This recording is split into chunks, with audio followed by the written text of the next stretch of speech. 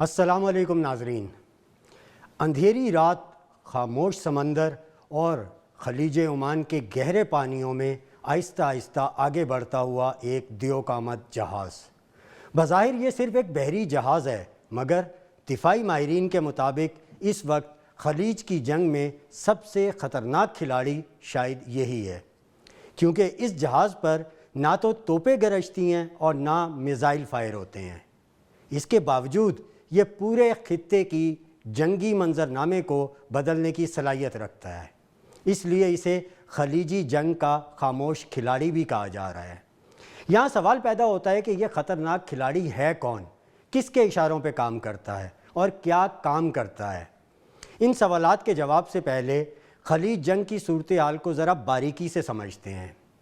اگر آپ حالیہ دنوں میں خطے کی جنگی صورتحال کا بغور جائزہ لیں تو ایک عجیب تضاد سامنے آتا ہے۔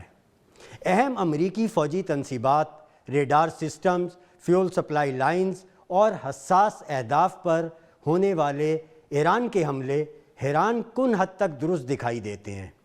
اتنے درست کہ اب کہا یہ جا رہا ہے کہ امریکہ کا مانیٹرنگ سسٹم اس خطے میں مکمل طور پہ تباہ ہو چکا ہے اور وہ اس جنگ میں اندھا ہو چکا ہے۔ مگر اسی کے مقابلے میں اسرائیل کے خلاف کیے گئے حملوں میں وہی لیول کی پریسیجن نظر نہیں آتی۔ یہ فرق کیوں ہے؟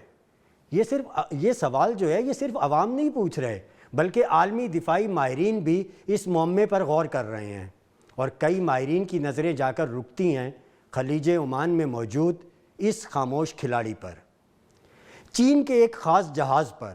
اس کے جہاز کا نام ہے لیاؤ وانگ 1۔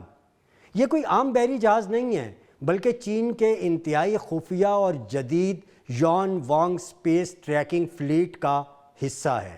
یہ وہ بیڑا ہے جسے چین satellite tracking, ballistic missile launch monitoring اور الیکٹرانک انٹیلیجنس کی انفارمیشنز کو جمع کرنے کے لیے استعمال کرتا ہے۔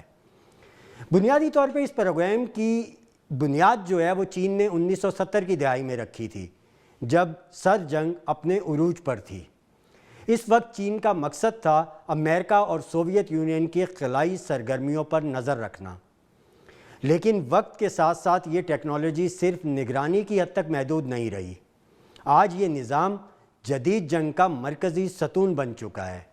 لیاؤ وانگ 1 تقریباً 225 میٹر لمبا اور 30,000 ٹن سے زائد وزن رکھنے والا ایک تیرتا ہوا کمانڈ سینٹر ہے۔ اس پر نصب دیو کامت radar systems, satellite communication antennas اور الیکٹرانک انٹیلیجنس سینسرز بیک وقت ہزاروں فضائی اور بحری اہداف کو ٹریک کرنے کی صلاحیت رکھتے ہیں۔ اس کے ساتھ ساتھ اس پورے خطے میں ہونے والی جنگ کی لمحہ بہ لمحہ ریکارڈنگ بھی ہوتی ہے۔ اس جہاز کی مانیٹرنگ رینج تقریباً 6000 کلومیٹر ہے۔ اس رینج سے اندازہ کیا جا سکتا ہے کہ خلیج عمان سے لے کر خلیج فارس، بحیرہ عرب اور مشرق وسطیٰ کا بڑا حصہ اس کی نگرانی کی زد میں ہے۔ ایک اور اہم بات یہ کہ اس جہاز کی اصل طاقت اس کے ریڈار نہیں ہے، بلکہ اس کی اصل طاقت اس کا ڈیٹا ہے جو یہ جنگ کے میدانوں سے جمع کرتا ہے، اور اسی ڈیٹا کی بنیاد پر جنگ کا پانسا پلٹنے کی صلاحیت رکھتا ہے، کیونکہ جدید جنگ اب صرف بارود سے نہیں جیتی جاتی۔ آج کی جنگ میں سب سے طاقتور ہتھیار درست معلومات کے حصول میں برتری حاصل کرنا ہے۔ جس کے پاس زیادہ درست معلومات ہوں گی وہ دشمن کی حرکتوں کو پہلے سمجھ سکتا ہے اور اسی کے مطابق حملہ یا دفاع کرنے کی پوری صلاحیت رکھ سکتا ہے۔ اس لیے اس جہاز کو فلوٹنگ انٹیلیجنس ہب بھی کہا جاتا ہے، یعنی سمندر پر تیرتا ہوا ایک انٹیلیجنس مرکز۔ اب سوال یہ ہے کہ یہ جہاز حقیقت میں کرتا کیا ہے؟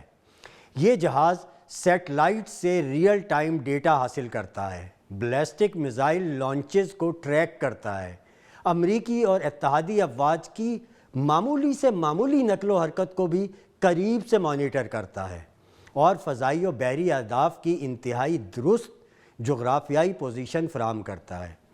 اس قسم کی ٹیکنالوجی کی وجہ سے خطے میں ایرانی حملوں کی ٹارگیٹنگ بعض مقامات پر حیران کن حد تک درست دکھائی دیتی ہے۔ اس جہاز کے ذریعے خطے میں ہونے والے ہر بڑے حملے کی مکمل ریکارڈنگ بھی کی جا رہی ہے۔ چینی ماہرین اس ڈیٹا کا تجزیہ کر رہے ہیں اور امریکہ اور اسرائیل کی جنگی حکمت عملی کو قریب سے سمجھنے کی کوشش کر رہے ہیں۔ یقینی طور پہ یہ معلومات مستقبل کی جنگی تحقیق یعنی وار اسٹڈی کے لیے انتہائی قیمتی ہیں اور اسی لیے ان کا پورا ریکارڈ رکھا جا رہا ہے۔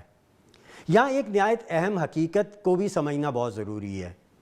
چین ایران کا قریبی شراکت دار ضرور ہے، مگر وہ اپنی تمام اسٹریٹجک معلومات مکمل طور پہ ایران کے ساتھ شیئر نہیں کرتا۔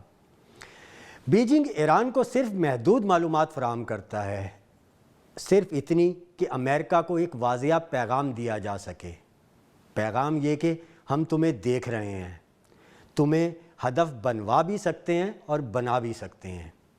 لیکن دوسری طرف آپ دیکھیں کہ چین اسرائیل کے خلاف اس سطح کی معلومات ایران کو فراہم نہیں کرتا۔ اب یہ نقطہ ذرا سمجھیں، چین کی اصل عالمی رقابت امریکہ کے ساتھ ہے، اسرائیل کے ساتھ نہیں۔ یعنی جیو پالیٹکس کی وہی پرانی حقیقت، ریاستیں دوستیاں بھی مفادات پر کرتی ہیں اور فاصلے بھی مفادات کی بنیاد پر رکھتی ہیں۔ چین کے لیے یہ جہاز صرف نگرانی کا ایک آلہ نہیں ہے، بلکہ مستقبل کی جنگ کی ایک بہترین اور بڑی تجربہ گاہ ہے۔ بیجنگ دراصل ایک ایسے ممکنہ عالمی تصادم کی تیاری کرتا ہوا نظر آتا ہے جہاں جنگ کا فیصلہ صرف میدان میں لڑنے والے فوجیں نہیں کریں گی، بلکہ فیصلہ ہوگا ڈیٹا سے، سیٹلائٹ نیٹ ورکس سے، الیکٹرانک وارفیئر سے اور مصنوعی ذہانت سے۔ دلچسپ بات یہ ہے کہ امریکن انٹیلیجنس کو اس جہاز کی موجودگی اور اس کی پوزیشن کا مکمل طور پر علم ہے۔ یہ جہاز خلیج عمان میں موجود ہے اور اس کی حفاظت چینی بحریہ کے جدید ٹائپ 055 اور ٹائپ 05TD ڈسٹرائرز کر رہے ہیں۔ لیکن ایک سوال پیدا ہوتا ہے، اگر امریکہ کو سب کچھ معلوم ہے تو وہ اس جہاز کو نشانہ کیوں نہیں بناتا؟ وجہ صرف اس کے محافظ جنگی جہاز نہیں ہے، اصل وجہ اس سے کہیں زیادہ خطرناک ہے۔ اگر امریکہ حملہ کرتا ہے تو اس جہاز پر حملہ صرف ایک فوجی کارروائی نہیں ہوگا، یہ دراصل چین اور امریکہ کے درمیان براہ راست جنگ کا آغاز ہوگا۔ اور یہی وہ حقیقت ہے جس نے واشنگٹن میں بھی تشویش پیدا کر رکھی ہے۔ اس خاموش جاسوس کی موجودگی اور اس کی کارکردگی کے اثرات امریکن صدر ڈونلڈ ٹرمپ کے چہرے کے تناؤ اور ان کے لہجے کی لڑکھڑاہٹ میں بھی محسوس کیے جا سکتے ہیں، کیونکہ جب میدان جنگ میں دشمن کو صرف ہتھیاروں سے نہیں بلکہ معلومات سے برتری حاصل ہو جائے تو طاقتور سے طاقتور ریاست بھی محتاط ہو جاتی ہے۔ اور یہی وہ لمحہ ہوتا ہے جب جنگ صرف میزائلوں اور بموں سے نہیں بلکہ خاموش سینسرز، سیٹلائٹس اور ڈیٹا کے سمندر سے لڑی جاتی ہے۔ اب سوال یہ ہے کہ کیا خلیج عمان میں موجود یہ خاموش کھلاڑی واقعی مستقبل کی جنگوں کا رخ بدلنے والا ہے، یا پھر یہ صرف طاقتوں کے درمیان جاری اس عالمی شطرنج کا ایک مہرہ ہے جس کی اصل چال ابھی باقی ہے؟ ہمارے ساتھ رہیے گا۔ طارق حبیب کو اجازت دیجیے۔ اللہ حافظ۔